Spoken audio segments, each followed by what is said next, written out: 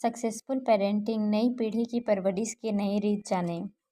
जीवन में सफलता पाने के लिए बच्चे को हमेशा प्रेरित करते रहिए। बच्चे की असफलता हकीकत में उन माता पिता की असफलता है जो सही समय पर बच्चे को प्यार, प्रेरणा और प्रोत्साहन ना दे सकें।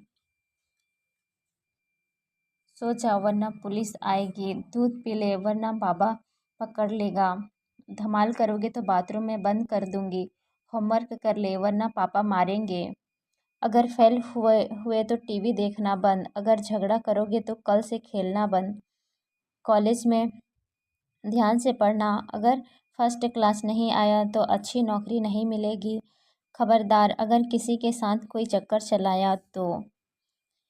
छोटे थे तब से हमें कोई भी काम करने के लिए डराया गया है। ज़्यादातर माता पिता ऐसा मानते हैं कि बच्चे को आज्ञाकारी बनाने के लिए उसे डराना धमकाना ज़रूरी है। बच्चे को डराने धमकाने से वह जल्दी काम करता है और इसलिए हम काम कराने के लिए बच्चों को हमेशा डराते हैं रहते हैं। हमारे मन में जो डर होता है उसे हम अपने बच्चों के मन पर डालने की कोशिश करते हैं। उस समय हमें यह ख्याल नहीं होता है कि हम अपने ही बच्चों के जीवन के साथ कितना भयानक खेल खेल रहे हैं। दुख की बात है कि हम अपनी ऐसी मूर्खता को अपने बच्चों के प्रति अपना प्यार कहते हैं। काल्पनिक डर की खुली तलवार हम अपने ही बच्चों के मन में उतारते हैं। काल्पनिक डर बच्चे के जीवन में दुख, मायूसी, निराशा पैदा करता है। उसका सीधा असर उसके श्वेत कणों पर होता है, जिससे उसकी रोग प्रतिकारक शक्ति कम होती है, जीवन कम होता है। अरे एक बच्चे के लिए इससे बड़ी दुर्भाग्यपूर्ण बात और क्या हो सकती है कि उसकी खुद की माँ उसके मन में डर की भावना के बीज बोती है। कोई भी काम करवाने के लिए बच्चे को अपने माता पिता की ओर से कितनी बार प्रेरणा दी जाती है और कितनी बार उसे डराया जाता है। इस पर हुए संशोधन से पता चलता है कि 100 में से केवल 5 बार ही बच्चे को प्रेरित कर काम करवाया जाता है, जबकि 95 बार तो उसे डरा या धमका कर काम लिया जाता है। आप इस बात का पूर्ण रूप से स्वीकार नहीं कर पाएंगे होंगे, लेकिन थोड़ी देर सोच कर देखिए कि जब बेटा बैट बॉल लेकर क्रिकेट खेलने के लिए बाहर जाता जाता तब हम उसे क्या कहते हैं? संभल कर और ध्यान से खेलना बेटी, कहीं चोट ना लग जाए, किसी की खिड़की का कांच मत तोड़ना, या फिर बेटे दिल से खेलना, आज तो शतक लगा कर ही आना। अब शायद आपको ज़रूर विश्वास आ गया होगा कि 100 में से 95 बार हम बच्चों को डरा कर या नकारात्मक सोच उसके मन में डालकर काम करवाते हैं। बच्चे को डरा धमका कर ही काम करवा सकते हैं। इस मान्यता और सोच को आज से ही अलविदा कहने की ज़रूरत है। रेस में सबसे आगे दौड़ने वाले घोड़े को भी अगर आखिर तक थपथपा कर प्रोत्साहित न किया जाए तो उसकी गति भी धीमी हो जाती है। तो यही बात हमारे बच्चों पर भी क्यों लागू नहीं हो सकती? मिशिगन यूनिवर्सिटी के अकिन्स नामक वैज्ञानिक ने इस दिशा में एक उपयोगी संशोधन किया है। इस संशोधन में उन्होंने कुछ दूर खड़े रहकर एक कुत्ते को घंटी बजाकर रोटी दिखाई। कुत्ता पास आया और रोटी खाई। यह प्रक्रिया 1, 2, 3 और कई बार दोहराई। बाद में तो सिर्फ घंटी ही बजाई जाती थी और रोटी न होती थी, फिर भी कुत्ता वहाँ आता था। कुछ समय के बाद उसी कुत्ते को रोटी दिखाई गई। रोटी लेने के लिए जाने वाले उसके रास्ते में इलेक्ट्रिक तार लगाकर उसे करंट दिया गया। फिर से रोटी दिखाकर करंट दिया गया। इस तरह करंट का कृत्रिम दुख रोटी के साथ जुड़ गया। इसके बाद कुत्ते को सिर्फ रोटी ही दिखाई जाती थी। फिर कुत्ता रोटी देखकर भागता और जब घंटी बजाई जाती तो रोटी के लिए वहाँ दौड़ कर जाता है। इसे सुख दुख का सिद्धांत कहते हैं। बच्चों की शिक्षा पढ़ाई में भी यही लागू होती है। बच्चे को पढ़ने बिठाने के लिए हम उसे डांटते हैं, धमकाते हैं, तब वह थोड़ी देर के बाद पढ़ने का नाम सुनते ही दूर भाग जाता है। अब हमें बच्चे को पढ़ाई के लिए कैसे प्रोत्साहित किया जाए, इसकी तकनीक सीखने की ज़रूरत है। इसके लिए उसके पढ़ाई के साथ जो बात अच्छी लगती हो या उसे खुश करती हो, उसके साथ जोड़ दीजिए। बच्चा अपने आप पढ़ने लगेगा।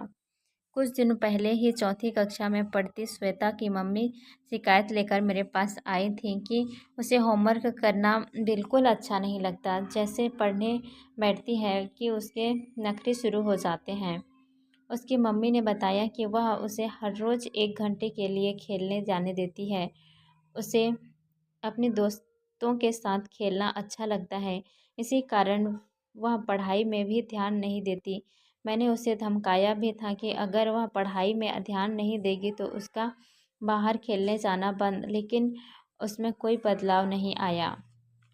उसकी मम्मी को लॉ ऑफ एनकरेजमेंट के बारे में समझाया गया। इस बार श्वेता को डराया या धमकाया नहीं गया।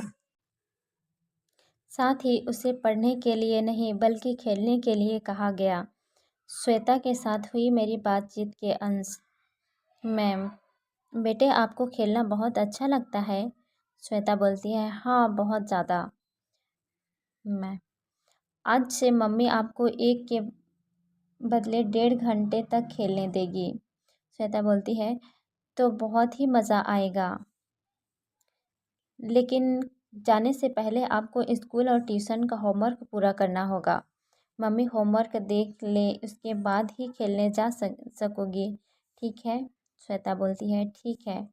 बस उसी दिन से श्वेता स्कूल से आती है तब उसकी मम्मी उसे होमवर्क करने बैठो ऐसा कहने के बदले आज खेलने कितने बजे जाओगी ऐसा पूछती है। उसे खेलना अच्छा लगता है, इसलिए वह अपना सारा होमवर्क फटाफट पूरा कर देती है। मम्मी होमवर्क चेक करके श्वेता को खेलने भेजती है। 1 हफ्ते बाद श्वेता की मम्मी के साथ हुई बातचीत। वह बहुत ही खुश थी कि उनकी बेटी आज पहले से भी ज़्यादा पढ़ाई करती है और उतना ही खेलती भी है। यहाँ जो सफलता मिली उसके पीछे एक कारण लॉ ऑफ इन्वॉल्वमेंट भी है। पहले मम्मी पढ़ाई के बारे में सिर्फ सलाह देती थी, लेकिन अब वह होमवर्क चेक करने के बहाने उसकी पढ़ाई के साथ भी जुड़ गई है। अगर मम्मी ने खेलने के लिए ही पढ़ाई की सलाह दी होती और उसकी पढ़ाई में रुचि दिखाकर इन्वॉल्व नहीं हुई होती तो 100% सफलता नहीं मिल पाती। थॉमस एडिसन जैसे महान वैज्ञानिक के लिए भी उनकी माँ हमेशा प्रेरणा का स्रोत थी। एडिसन को स्कूल से केवल 3 महीने में ही घर वापस भेज दिया था। उनके शिक्षक ने कहा था कि आपके बच्चे का दिमाग बहुत ही कमज़ोर है, उसे कुछ भी सिखा नहीं सकते। इसी कम अक्ल बच्चे को उसकी माँ के प्यार, प्रेरणा और प्रोत्साहन ने दुनिया का महान वैज्ञानिक बनाया था। उन्होंने कुल 193 पेटेंट अपने नाम से दर्ज करवाए थे। बिजली का बल्ब, डायनेमोमीटर, सोनोग्राम जैसी कई महत्वपूर्ण भेद उन्होंने इस संसार को दी है। वह कहते थे कि मेरी सफलता में बुद्धि केवल 1% और प्रेरणा का अंश 99% है। उनका लिखा नोट नीचे लिख रहा हूँ। मेरी माँ को मैं बहुत पहले ही खो दिया था, लेकिन फिर भी उनका प्रभाव मुझ पर जीवन भर रहा है। मेरे बचपन में उसने मुझे जो शिक्षा दी है उसे मैं कभी नहीं भूल सकता। अगर मेरी माँ ने मेरे काम की सराहना नहीं ना की होती या जीवन के सबसे मुश्किल समय में मुझसे भरोसा ना दिखाया होता तो मैं कभी भी वैज्ञानिक नहीं बन पाया होता। मैं हमेशा लापरवाह और भूल जाने वाला लड़का था। एक नासमझ बच्चे पर उसकी माँ भरोसा कर उसे हमेशा प्यार, प्रेरणा और प्रोत्साहन देकर महान वैज्ञानिक बनाती है। दूसरी ओर बुद्धिशाली बच्चों को उनके माता पिता तो डफर है, तुझमें ज़रा भी अकल नहीं है जैसे वाक्य बोलकर बच्चे के मन और जीवन को मायूसी और निराशा से भर देते हैं, उसे मानसिक रूप से अपाहिज बना देते हैं। क्या इसे माता पिता के द्वारा की जाने वाली मानसिक हिंसा नहीं कह सकते? एक सफल माता पिता के रूप में बच्चा क्या करता है, उससे ज़्यादा वह क्या कर सकता है, इस बात पर अपना ध्यान केंद्रित करें। उसके विकास में सहभागी बनना चाहिए। Action plan. बच्चे को मुक्त रूप से बोलने की आज़ादी दीजिए। अगर आप अगर बच्चे को उसके बचपन में सुनेंगे तो और तो सिर्फ तो ही आपके बुढ़ापे में वह आपको सुनेगा। निशा अपने ऊपर वाले कमरे से दौड़ कर आती हुई तेजी से सीढ़ियां उतर रही है। उसे देखकर उसके पापा ने चिढ़कर उसे कहा, आपको कितनी बार कहा है कि ऐसे भाग दौड़ मत करो। निशा बोलती है, पर पापा। पापा बोलते हैं, क्या पर? हाँ, क्या पर? खबरदार अगर एक भी शब्द मुंह से निकाला तो सीढ़ियां धीरे धीरे उतरो। अकल नहीं है क्या? अगर गिर जाओगी तो? निशा बोलती है धीरे से उतरकर, पापा मेरे कमरे में आग लगी है। बच्चा जब अपनी बात कहता है या कोई प्रश्न करता है तब हम उसे चुप, बीच में मत बोलो। आप कुछ नहीं समझ सकते, ज़्यादा होशियारी मत दिखाओ।